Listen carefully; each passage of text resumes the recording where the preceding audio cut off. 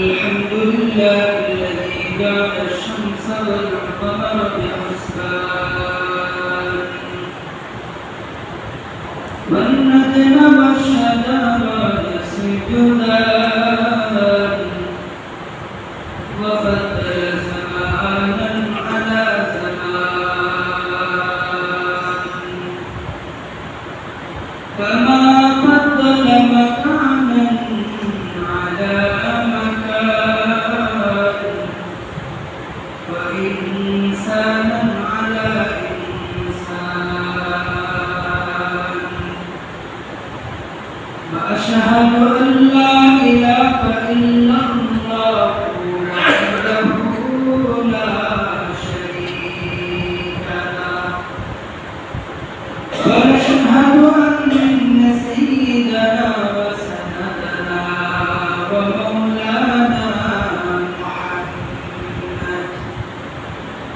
ومولانا محمدا عبده ورسوله الذي أرسله بالحق بشيرا ونذيرا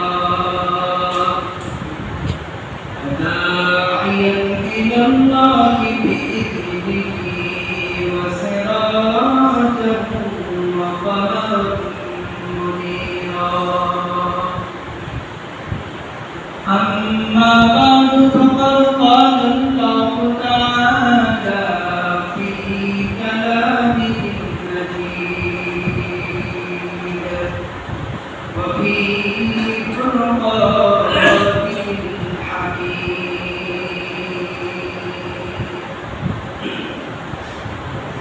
أعوذ بالله من الشيطان الرجيم بسم الله الرحمن الرحيم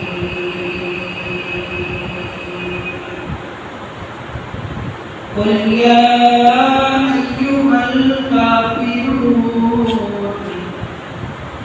لا أعبد ما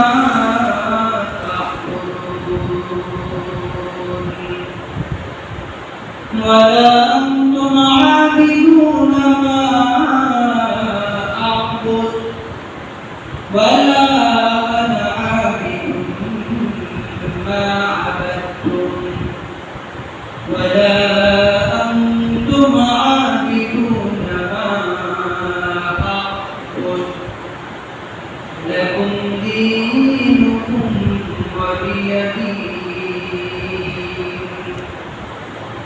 وقال النبي صلى الله عليه وسلم من تشبه بقوم فهو منهم صدق الله المولى العظيم. قال رب اشرح لي صدري ويسر لي أمري واحلل عقدة من لساني يفقهوا قولي. سبحانك لا علم لنا إلا ما علمتنا إنك أنت العزيز الحكيم.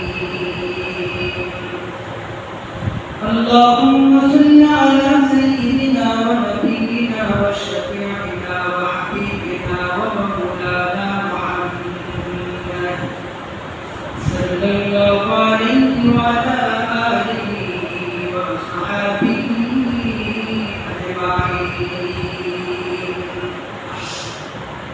الحمد لله الله رब्बुल आलमीन दरबारे लाखों कोटी शुक्रिया যে মহান আল্লাহ রব্বুল আলামিন আমাদেরকে পবিত্র শুক্রবার দিনে তোমার নামাজ আদায়ের লক্ষ্যে আল্লাহর পাক মসজিদে আসার বসার প্রতি শুক্রবারের ন্যায় কোরআন হাদিস থেকে কিছু সময় আলোচনা করবার এবং শুনবার মতো শুরু করে দিয়েছি। এই জন্য আমরা বিশ্ব মালিকের দরবারে কালিমাত শুকর আদায় করি, বলি আলহামদুলিল্লাহ। সম্মানিত মুসলিম, আমরা বেশ কয়েক সপ্তাহ ধারাবাহিক আলোচনা করে আসছিলাম একটা বিষয়ের উপর। তো আমরা আজকে একটু আমাদের সেই আলোচ্য বিষয়টাকে স্থগিত রেখে, যেহেতু আমাদের নবী বিশ্বনবী সাইয়্যিদুল মুরসালিন জনাব মুহাম্মদুর রাসূলুল্লাহ সাল্লাল্লাহু আলাইহি ওয়াসাল্লামের সুন্নাহ সমূহের মধ্যে একটি সুন্নাহ এটাও যে যারা আলেম হবে, যারা মসজিদের খুতুবাতের দায়িত্বে থাকবে, যারা মসজিদের খতিব হবে, তাদের জন্য আলাদা একটা সুন্নাত হলো মাউযু অনুযায়ী আলোচনা করা, অর্থাৎ সময় অনুপাতে আলোচনা করা। অর্থাৎ এক্সাম্পল স্বরূপ কেমন, মনে করেন এখন ঠান্ডা দিন, এটা মানুষের কি গ্রাম দেশের মানুষের উদাহরণ দেয় যে শীতের দিনের বয়ান গরমের দিনে করতে হবে না, ঠিক না? যদি একটা কথা, কিন্তু আল্লাহ নবী সাল্লাল্লাহু আলাইহি ওয়াসাল্লামের এই নির্মাণের দায়িত্বে যারা বসে তাদের জন্য আল্লাহর নবী এটা একটা সুন্নাহ সময় অনুপাতে, অর্থাৎ সমসাময়িক বিষয়ে আলোচনা করা, কোরআন হাদিস থেকে উম্মত আও সাধারণ যারা জনগণ তাদেরকে দিক নির্দেশনা দেওয়া, এটা একটা সুন্নাহ।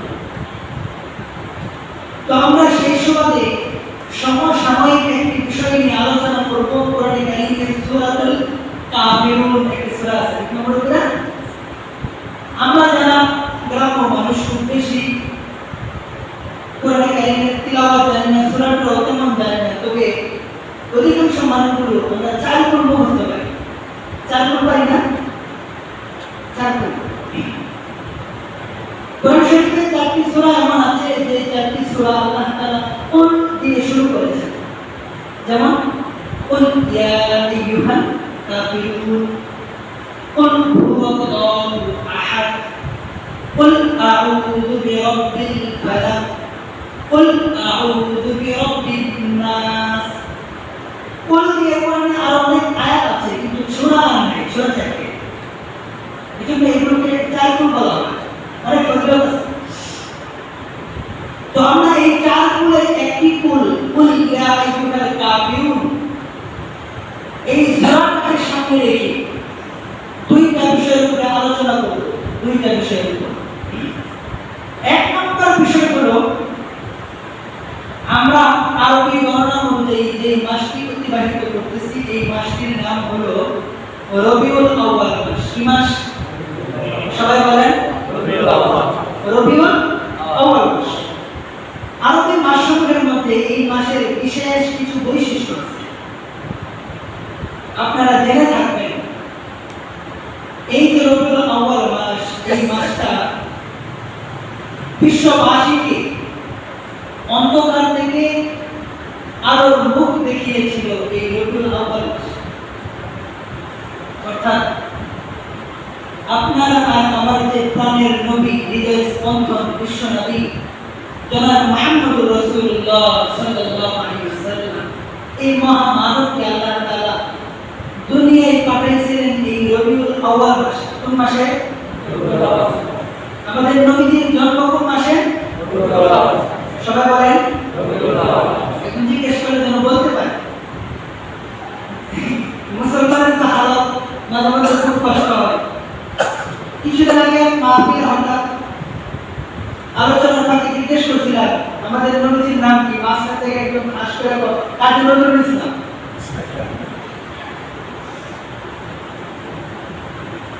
নবীজির নামও অনেক মুসলমান জানে না, একেবারে মিথ্যা কথা না, এটা বাস্তব কথা, সত্য কথা। অনেক জিজ্ঞেস করতে গেলে অনেকে ঠকায় যাবে।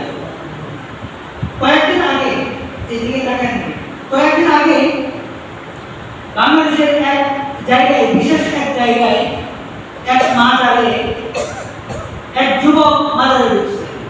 এখনকার যুবক আলহামদুলিল্লাহ যথেষ্ট সচেতন, এরা আগের মতো আর বর্ণামি সন্নামিতে নাই, এরা এখন বাস্তবতা ধরতে শুরু করেছে, এরা এখন সত্য গ্রহণ করা শুরু করেছে। মাজারে গেছে, গিয়া দেখে একদম মাশাআল্লাহ লাল কাপড় টাপড় লাগায়া 12টা চেইন করে ঝুলায়া বিশাল বড় বাবা সাজছে।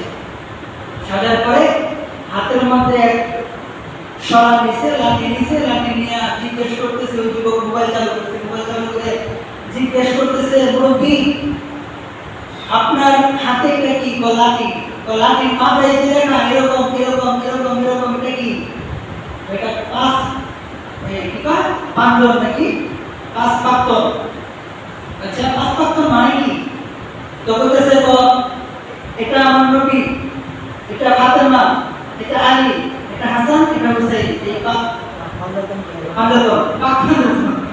আচ্ছা, যখন ওই লোক জিজ্ঞেস করতেছে, যখন ছেলে জিজ্ঞেস করতেছে, যখন বলছে এটা আমাদের নবী, জিজ্ঞেস করতেছে আমাদের নবীর নাম কি? নবীর নাম জানি না। বিশাল বড় আসে, নবীর নাম জানি না। তো এই জন্য বলতেছিলাম যে এগুলো মনে রাখবেন। আমাদের নবীজির জন্ম কোন মাসে? সবাই বলেন রবিউল আউয়াল মাসে। কোন দিন আমাদের নবীজির জন্ম? কি বারে হয়েছে? সোমবার। মাশাআল্লাহ, অনেকে পারে, আলহামদুলিল্লাহ। এটা কিন্তু একটা ঈমানের বিষয়, এগুলো মনে রাখতে হবে। আমাদের নবীজির জন্ম কি বারে হয়েছে? সোমবার। সবাই বলেন সোমবার। কেন তো সোমবারে তার জন্ম, মৃত্যু, বুধবারে দাফন, একটু বলতে পারছি। আচ্ছা, সোমবারে আল্লাহর নবী বিশ্বনবী আপনার আর আমার নবী যেমনই জন্ম, ঠিক তেমনই আল্লাহর নবী আবার সোমবারে ইন্তেকাল করেছেন। কিন্তু সময় অনুপাতে আল্লাহর নবীকে দাফন করতে একটু বিলম্ব হয়। দাফনটা করেছে বুধবারে। এবারে বুধবার। এখন যে বিষয়টা সামনে আসে সেটা হলো তারিখ কত? একটা তারিখ আছে না? তারিখ। আপনার আর আমার নবীর যে জন্ম তারিখ, এই তারিখ নিয়ে তৎকালীন সময় এখন মতো ডিজিটাল ছিল না। তো তৎকালীন সময়ে হিসাব নিকাশ অনেক কিছুই মত পার্থক্য বা একটেল আছে। তো তার মধ্যে আল্লাহর নবী সাল্লাল্লাহু আলাইহি ওয়াসাল্লামের জন্ম তারিখটা নিয়েও মতভেদ আছে। যেমন আমরা সবাই জানি যে 12 রবিউল আউয়াল নবীর জন্ম না, এটাই তো জানি, ঠিক না? কিন্তু এই যে জন্ম তারিখ ইতিহাস বেত্তাগণ ইতিহাসে তুলছে, ইতিহাস বেত্তাদের মধ্যে অধিকাংশ ইতিহাসবিদ এই তারিখকে অস্বীকার করছেন। 12 রবিউল আউয়াল নবীর জন্ম তারিখ, এটাকে অস্বীকার করছেন। অস্বীকার কেন করছেন? অস্বীকার করছেন এই জন্য তারা বলে নবীর জন্ম 12 রবিউল আউয়াল নয়, 9 রবিউল আউয়াল। কয় তারিখ? 9 তারিখ বলেন? 9 তারিখ। মানে ওই সময় হিসাব নিকাশ তো একটু জটিল ছিল, তখন তো ওরকম ভাবে লিখে ওঠাচ্ছে না কেউ। এখন তো জন্ম হওয়ার আগে খাতালে উপরে তার জন্ম হইলে নগদ দিন, অথবা মোবাইলে লিখে রাখা যায়, অন্য যে কোনো সিস্টেম। তো ওরকম সিস্টেম ছিল না। এই জন্য ইতিহাস বেত্তাগণ বলেন যে আল্লাহর নবী বিশ্বনবীর জন্ম 9 রবিউল আউয়াল হয়েছে, আবার কেউ কেউ বলে 12 রবিউল আউয়াল হয়েছে। তার মানে বোঝা গেল আল্লাহর নবীর জন্ম হুবহু তারিখটা নিয়ে মতপার্থক্য আছে, ঠিক না? কিন্তু এই তারিখ নিয়ে, জন্ম সন নিয়ে যে মতপার্থক্য, এতে শরীয়তে ইসলামিয়ার কোনো লাভ লস, কথাগুলো বোঝার চেষ্টা করবেন, শরীয়তে ইসলামিয়ার কোনো লাভ লস নাই। কেন নাই? কারণ আল্লাহর নবী 9 তারিখে জন্মগ্রহণ করলেও ওই তারিখে মুসলমানদের কোনো নির্দিষ্ট ঈমানি আকীদা সম্পর্কিত কোনো ইবাদত নাই। 12 তারিখ হইলেও ওই তারিখের সাথে ঈমান একীনের কোনো ইবাদতের সাথে সম্পর্ক নাই। কেউ যদি মনে করে যে 9 তারিখ জন্ম, তারও কোনো ক্ষতি হবে না। কেউ যদি মনে করে 12 তারিখ জন্ম, তাহলে তারও কোনো ঈমানের ঘাটতি হবে না। তো মোট কথা হলো আল্লাহর নবীর জন্ম তারিখটা নিয়ে মত পার্থক্য আছে, 2টা তারিখ 9 বা 12। এখন আসেন আল্লাহর নবী, আপনার আর আমার নবীর এই যে জন্ম তারিখ, আপনার আর আমার নবীর মৃত্যু তারিখ কত? মৃত্যু তারিখ জানা আছে আমাদের? হ্যাঁ, সোমবারে তো দিন হইল, তারিখ আল্লাহর নবী বিশ্বনবী জনাব মুহাম্মদুর রাসূলুল্লাহ সাল্লাল্লাহু আলাইহি ওয়াসাল্লামের মৃত্যু তারিখটাও আবার ঘুরে 12 রবিউল আউয়াল। সুবহানাল্লাহ বলে। এখন একটু আপনারা মনোযোগ সহকারে বোঝার চেষ্টা করেন।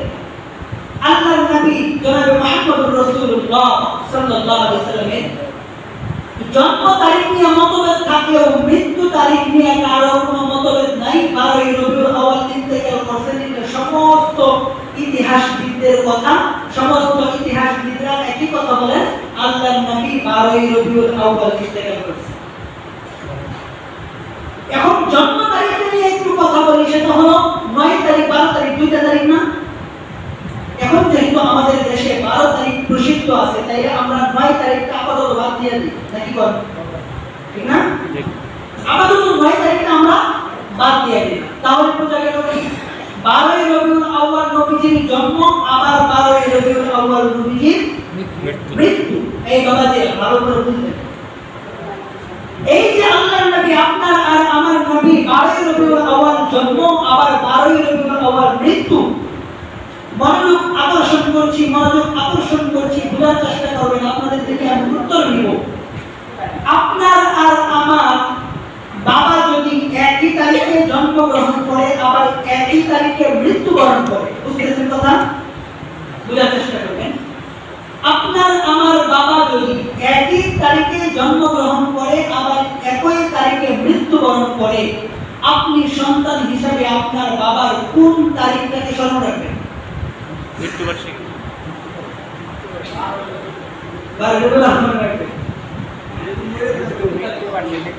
কোন তারিখটা মনে রাখবেন? মৃত্যু তারিখ। এখন কথা হলো, এই তারিখে তো আপনার বাবা জন্মগ্রহণ করেছে,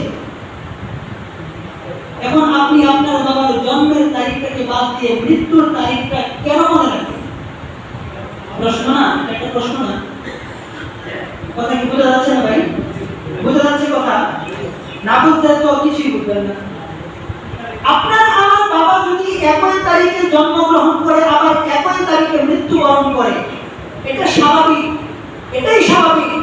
বাবা যেই দিন জন্মগ্রহণ করেছিল আনন্দিত হয়েছিল, বা জগৎবাসী আনন্দিত হয়েছিল, যারা মুহিব্বিন ছিল, নিকটবর্তী ছিল, কাছের ছিল, বন্ধু বান্ধব ছিল, যাদের কি বলেন সবাই আনন্দিত হয়েছিল, এটাই স্বাভাবিক। কিন্তু আবার যখন এই আনন্দের দিনটাতে এসেই আমার বাবা ইন্তেকাল করেছে, তখন আমি সন্তান হিসাবে, আমার বাবার বন্ধু হিসাবে, আমার বাবার বাবা বলেন, দাদা বলেন, আত্মীয় স্বজন, পাড়া মহল্লাবাসী যাকেই বলেন, এখন আর জন্মের আনন্দ নাই। মৃত্যু এসে তার জন্মের আনন্দ নস্বাত করে দিয়েছে। এখন মৃত্যুর কষ্টে ওই বার ঘুরে আসলে বাবার জন্য দোয়ার আয়োজন করে ঠিক হবে। কি কথা বলে একটু পারছি? এখন আসেন নবীজির বেলায়, আমাদের দেশে কিছু অতি মাত্রায় আশিক রাসূল বেরিয়েছে, অতি মাত্রায়। কি আশিক রাসূলদের হাল? আশিক রাসূলদের হাল হলো বিশ্ব এক মিছিল দেয়, জশ্নে জুলুসে ঈদে মিলাদুন নবী এক জুলুস দিয়া, এক বিশাল বড় এক মিছিলের সাইনবোর্ড লাগায়া, এর আগে পরে ভণ্ডামি না করার তো করে, আজকে আসার পথে মানুষের সংগমঞ্জের বাবার ভণ্ডামি দেখে আসলাম। নারী পুরুষ পর্দা নাই, নামাজ নাই, রোজা নাই, গাঞ্জা খায়া, জুয়া খেলা, কি আর নবীর আশেক দাবি কইরা, কি আর বলে রবিউল আউয়াল ঈদে মিলাদুন নবী কইরা, যত ধরনের ভণ্ডামি বাংলাদেশে সব সম্ভব বিদায় এই ভণ্ডামিগুলো সম্ভব করতেছে দেখে আসলাম। এই যে হালাত, নবীজির একই দিনে জন্ম আবার একই দিনে মৃত্যু। কোন ব্যক্তি যদি নবীজির প্রকৃত উম্মত দাবি করে, ওই ব্যক্তি নবীর মৃত্যুদিন ঘুরে আসার পরে, জন্মের তারিখে আবার নবীর মৃত্যু হওয়ার পরে কোন নবীজির খাঁটি উম্মত বাজান, কষ্ট দেওয়ার জন্য বলছি না, তিরস্কার করার জন্য বলছি না, আবেগ নিয়ে বলছি, ভালোবাসায় বলছি, ইমানের তাকিদে বলছি, নবী যেই দিন জন্মগ্রহণ করেছেন ওই দিন মৃত্যুবরণ করেছেন। সন্তান হিসেবে যদি বাবার জন্মদিনকে মৃত্যু এসে এটাকে নস্বাত করে দেয়, আমাকে ভুলিয়ে দেয়, মৃত্যুর যন্ত্রণায় বেদনায় আমাকে ব্যথিত করে তোলে, তাহলে একজন উম্মত হিসাবেও নবীর জন্মদিনেই, নবীর মৃত্যু হওয়ার পরে নবীর জন্মদিন উম্মতের আনন্দ দূর করে দিয়ে নবী হারানোর বেদনায় উম্মত ব্যথিত হয়ে কাতর হয়ে নবীর মৃত্যু দিনের ওই দিনটাকেই স্মরণ রেখে নবীর জন্য দোয়া করবে, আমল করবে। এটাই বাস্তবতা, এটাই সত্য, এবং মানবতা এটাই বলে, সামাজিকতা এটাই বলে, সামাজিকতা এটাই বলে, সব দিক দিয়ে মিলে এটাই বলে। এখন যারা এই নবীর মৃত্যুর দিনে আনন্দ মিছিল করে, তাহলে আপনার বাবা মারা গেলে আপনারা 4 ভাই, আপনি যদি আপনার বাবার মৃত্যুদিনকে স্মরণ করে কাঁদেন, আর যদি 3 ভাই কো আমার বাবার জন্মদিন, আমার বাবার জন্মদিন, কেক নিয়ে আসো, কেক কাটো, কেক খাও, কেমন লাগবে? এটা কি সামাজিকতায় যায়? যায় না। এটা তো নিজের বাবার কথা বললাম। আমরা একটু কেটে আসি। বাংলাদেশের 2টা প্রভাবশালী বাংলাদেশের রাজনৈতিক 2টা দল, একটা দল বিএনপি, একটা দল আওয়ামী লীগ। এটা শুধু উদাহরণের জন্য বলছি। আমাদের একটা দলের যিনি প্রধান ছিলেন বঙ্গবন্ধু শেখ মুজিবুর রহমান, ওই ব্যক্তির একটা মৃত্যু তারিখ আছে না? আছে না? এটা কিন্তু কথাটা রাজনৈতিক কথা না, উদাহরণস্বরূপ কথা বোঝার চেষ্টা করবেন, মাথা গরম করবেন না। আমাদের বাংলাদেশের আরেকটা দল আছে না, বিএনপি। বিএনপির যিনি বর্তমান প্রধান খালেদা জিয়া, ওনার একটা জন্মদিন আছে না? আপনারা গত বছর, আগের বছর হাইকোর্টের রিট দেখেছেন। বঙ্গবন্ধুর মৃত্যুর দিন বিএনপি প্রধান দাবি করছে তার জন্মদিন। 2 জন 2 দেশের মানুষ, 2 দলের মানুষ, 2 জায়গার মানুষ, একজন বেড়া আর একজন বেড়ি। তারপরেও দেশের সাথে এটা যায় না। দেশের একজন প্রভাবশালী এবং দেশের জন্য ত্যাগী একজন ব্যক্তি বঙ্গবন্ধু, ওই ব্যক্তির মৃত্যু দিনে আরেকজন যে কোনো ব্যক্তি হোক তার জন্মদিনটা হাইকোর্ট মেনে নেয় নাই, রায় দিয়েছে এই দিন জন্মদিন পালন করা যাবে না। ঠিক না বলে? যদি স্বাভাবিকভাবে 2 দেশের 2 মানুষ, বেড়া বেড়ি, 2 দলের 2 নেতার জন্য সামাজিকতায়, বাস্তবতায়, মানবিকতার দিক দিয়ে এই কথা মেনে না নেওয়া যায়, তাহলে একই নবীর উম্মতের মাঝে কিভাবে একই দিন নবীজির জন্ম, আবার একই দিন মৃত্যু? কিছু উম্মত নবীজির মৃত্যুর দিনকে স্মরণ করে ব্যতীত হবে, আর কিছু উম্মত আনন্দ মিছিল করবে। এটা কি মেনে নেওয়া যায়? এটা কি মানবতা বলে? এটা কি সামাজিকতা বলে? এটা কি নৈতিকতা বলে? এটা ইসলামও বলে। ঠিক কি না বলে?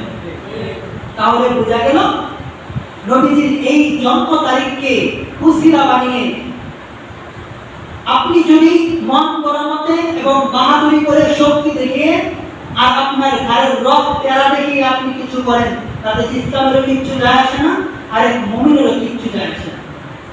তবে যদি আপনি ইমানদার হয়ে ইমানের দোহাই দিয়ে করতে যান, তাহলে আপনার কাছে অনুরোধ থাকবে, আপনার পায়ে আমার হাত থাকবে, মেহেরবানি করে এই ধরনের কাজে অংশগ্রহণ করে ঈমানটাকে ধ্বংস করবেন না, মুসলমানদের পরিচয়ে আঘাত দিবেন না, আপনার নবীর পরিচয়ে আঘাত দিবেন না।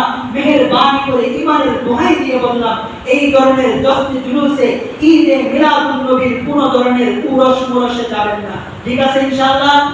সবাই রাজি ইনশাআল্লাহ? কে কে রাজি? হাত তুলে তুলেন ইনশাআল্লাহ। আল্লাহ তাআলা কবুল করুন, সকলে বলেন আমিন। আরেকটা প্রশ্ন আপনাদের কাছে, এই কথা বাদ দিয়ে সাধারণ একটা প্রশ্নে আসি।